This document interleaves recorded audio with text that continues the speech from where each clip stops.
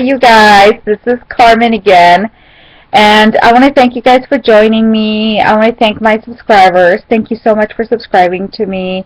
It really means a lot to me. I'm in my bedroom right now. I was in the process of meditating, and so I was doing my meditation and talking to Archangel Michael. For those who subscribe to me, you guys know that Archangel Michael is my favorite. I know we're not supposed to have favorites, but I guess I've kind of grown attached to him because he's a great protector, and he's also a healer. A lot of people don't know that, but he's also a big healer, and so I really gravitate towards him. And so I was talking to him, and it was basically like, you need to do the video you wanted to do last week, so, you know, we need to get that moving, and then we can go ahead and move forward. So, okay, so I'm like, okay, I'm going to go ahead and do that. So I just I'm almost done with my book, and I already edited it, and so my daughter, she's a real good writer.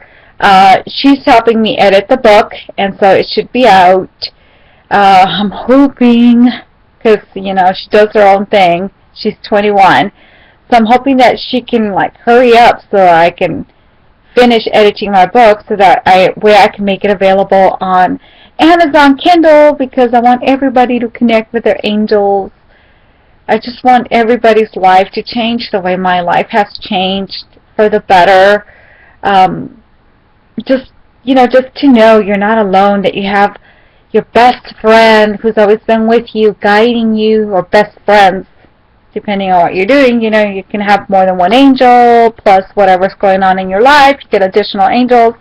So I just want everybody to know that we're not alone, and that you have access to your guardian angels, and, you know, that we can always talk to them. So I'm like, come on, hurry up. I'm always telling her to hurry up. I want to make the book available. It's a year and a half, and I'm already done editing, and I would really like for you to help me edit. So I was meditating. This is what Archangel Michael was telling me I needed to tell you guys, which a lot of you guys already know this.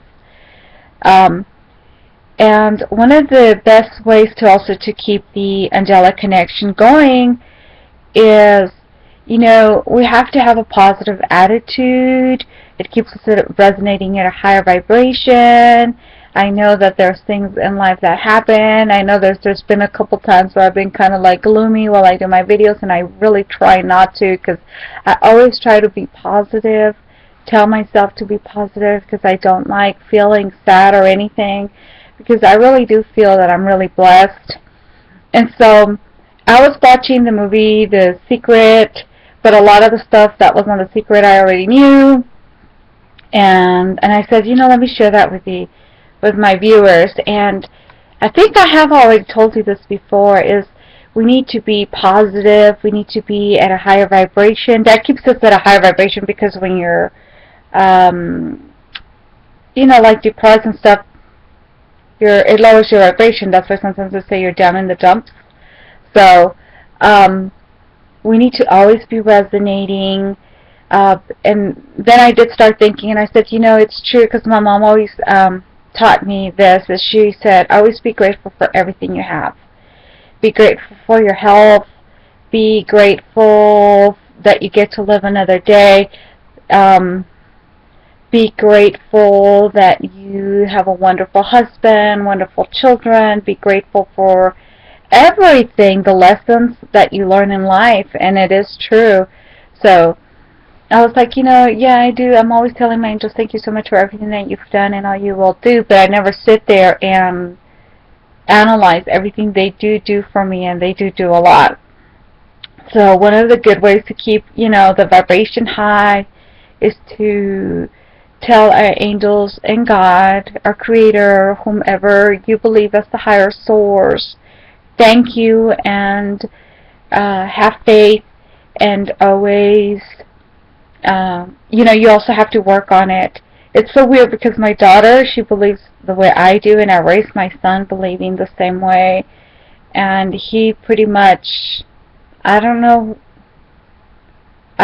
with him, he's pretty much left-brained. He always has to have proof. He's seen angels ever since he was little, but he's still, he's always like, well, maybe I just imagine what I see.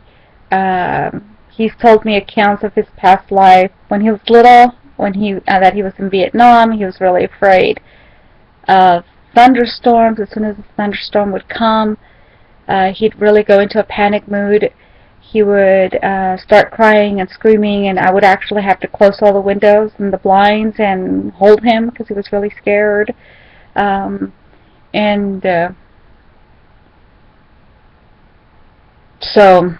I know, I always go off topic. I'm always, like, everywhere. So, yeah, but he was, like, really scared, and we went to go see the Vietnam Wall. He saw a name, and he said, I knew this person, too, and I don't remember the person, but I was just like, yeah, oh, yeah. His name was David, and one time I had a dream where I was in my high school, and I kept finding Atkins or Atkinsons all over the place. David, Atkins, or Atkinsons. Everywhere. I kept finding like dog tags with that name everywhere, so that's what I'm assuming the guy's last name is, because my one regret is never writing, the name of the guy that he saw when he was 5, and he was so excited. He kept telling me I knew him and he knew him, and which kind of like led me to think, well, yeah, it was his past life, because one time he came crying to me and he was telling me that why did God save him and not David? And he was really crying when I think he was 5 or 6, and 6 when he had this dream. And he was telling me that they were at war, and yes, my husband is in the military, but we don't sit there and talk about war to a little kid, and he has had memories, and he's even opened up with me and said, yes, I do remember. I remember we were at a bunker, and I remember we were being shot at, and my son's kind of chubby, and he was like, I was skinny, and I had sideburns, and David, I remember he was my friend, and I just remember coming back, and we're in the truck, and I'm really sad because David's not with me. I knew he was gone, and then he told me he was up north. That's where he lived. He's like, I know I lived up north of the United States, North America. And he said he just remembered dying young. He's like, I was young. I just know that I was really sad when I died. Well, I guess depending on the mood he's in, he'll admit to it. And then there's other times where he's like, well, no. Maybe he tries to rationalize everything. But then I'm like, well, that explains why you were so scared when you were little, and I had to close all the windows and the shutters. And if you barely saw me bleed, I mean, seriously, like a little dot of blood would be coming, he'd like start screaming and panicking when he was little. So I do feel that there's validity to him living that past life in Vietnam. I don't know if I lived it with him, because he says I know when he was little, he was adamant that I knew David. So and he didn't have any friends by the name of David in school, because I was one of those anal moms. I was always in school volunteering, because if you know my childhood, my sister and I were in a daycare, and they were like, it was like horrible. So I made sure that my kids weren't going to go through that when they were in school, because I had some pretty tough school teachers too when I was in school. Back in the day, teachers could get away with a lot of stuff when we were kids. So I wanted to make sure my kids didn't go through that, so I was always volunteering. And I'm not lying, there was no David, because when he saw the name David, he was only in kinder. So, there was not a single David, not even in pre-K. And, so anyway, so he feels that way, and it just, my sister's like, the way you are, it's so weird that he's agnostic and he doesn't believe in stuff like that, which is good, because he says, I want to make my own future. I don't just want to depend on anybody. I want to be the one to make my future. And I'm like, go for it. Do that. If that's what you want to do, go ahead and do it. But isn't it nice that we have help, that you can always ask?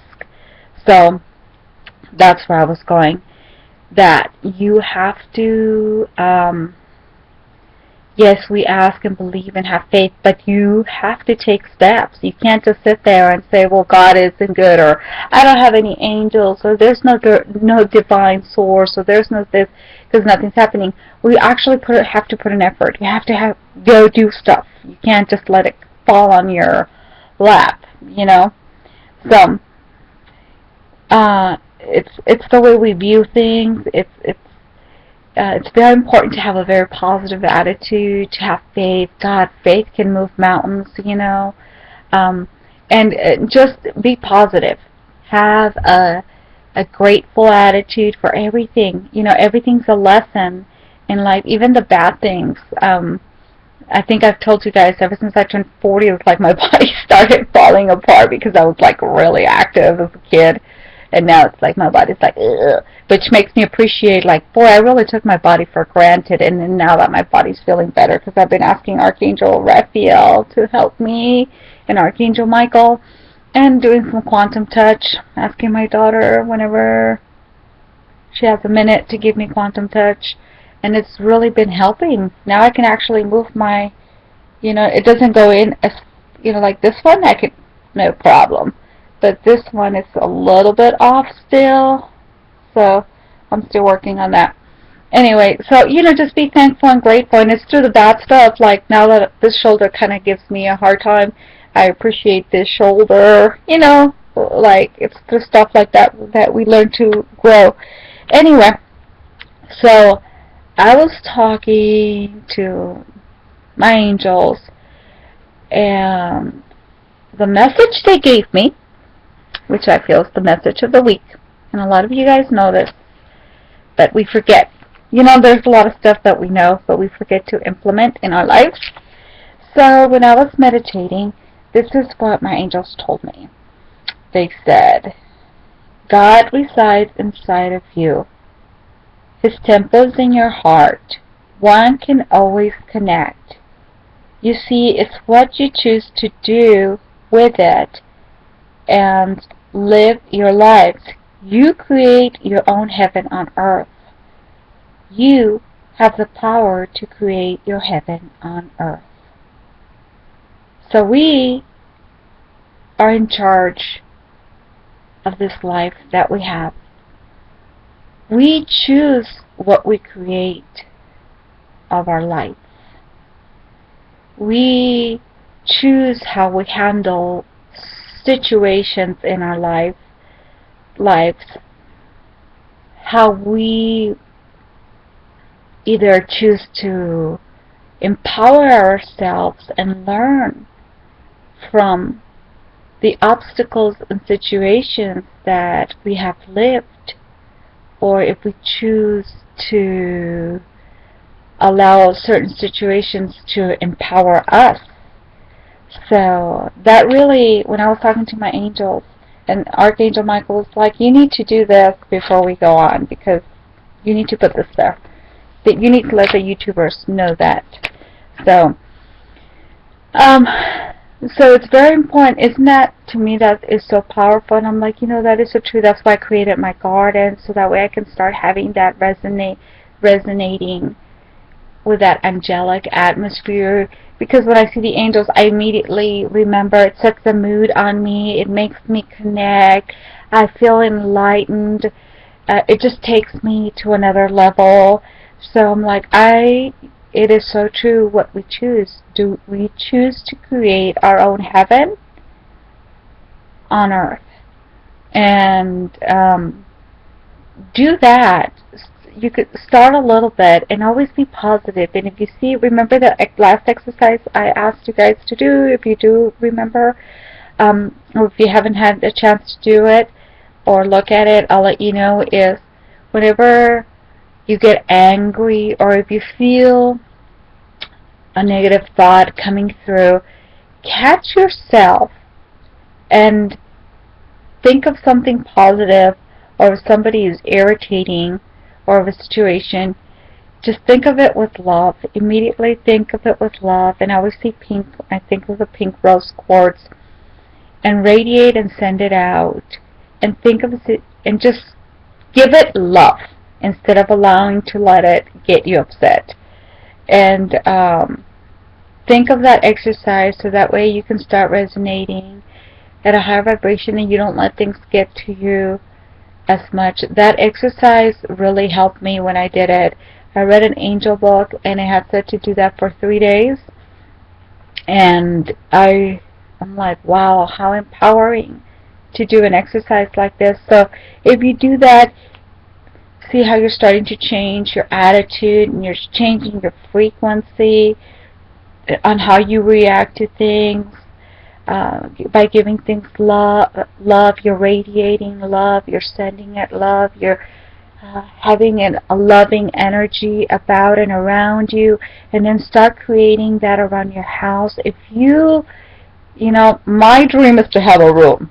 I want an angel room.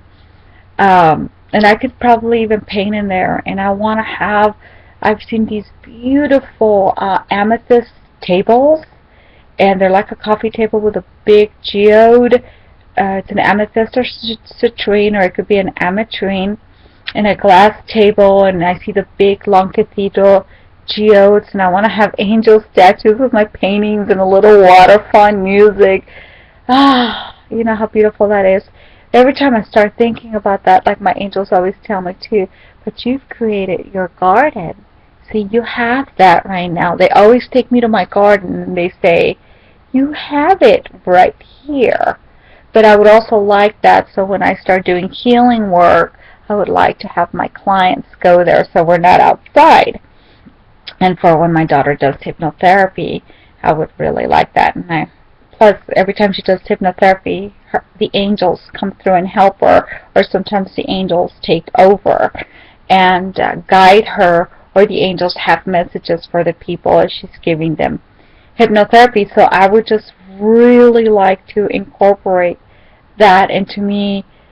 I want to create that vibration and that heaven on earth. And also remember that when you go to the store, like with me, sometimes it's like, oh my god, I gotta go to Walmart. See, I already have that bad attitude. So it's going to be like, okay, I'm going to go to Walmart, and I'm going to look at all the beautiful decorations they have outside, all these beautiful, you know, it's our mindset. So let's start changing our mindset when we go to places where we feel like we don't want to go. It's how you look at things. And that mindset sets out that energy. And so if I'm like, oh my god, it's going to be so boring, I'm going to have a boring time. So let's change our attitude and mindset and start creating our heaven on earth.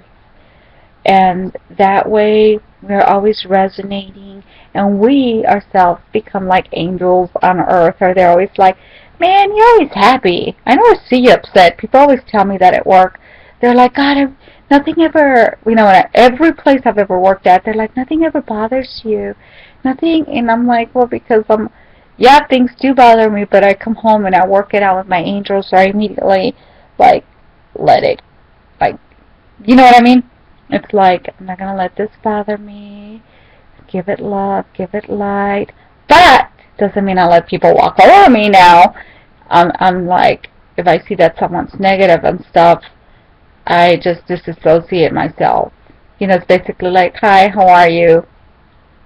But you're not a person that I'm going to be hanging around, because our energies aren't the same. So I just want to be around people who are positive and loving. So that was the message that my angels wanted me to tell you. And I'm sorry I went about with my son, but the reason was because you also have to put a foot forward to what you want to create.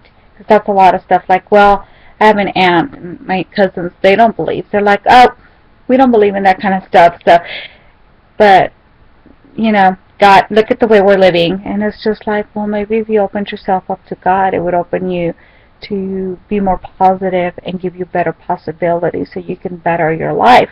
But you have to act on it. You can't just sit there expecting for everything to fall on you and be given to you. How else are you going to grow spiritually as a person?